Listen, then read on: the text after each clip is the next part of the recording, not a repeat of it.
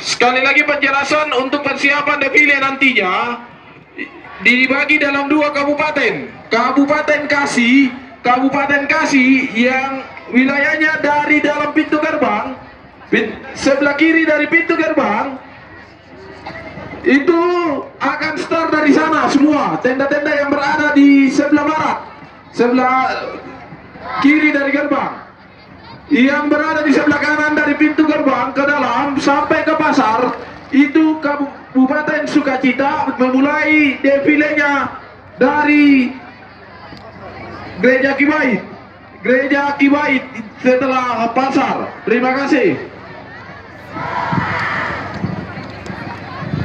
Ya, silakan pemilihan kepala Lembang dilaksanakan yang sudah diatur, karena sesudah ini akan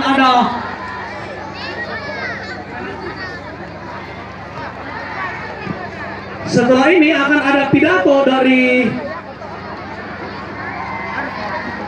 mantan Bupati Jambore 3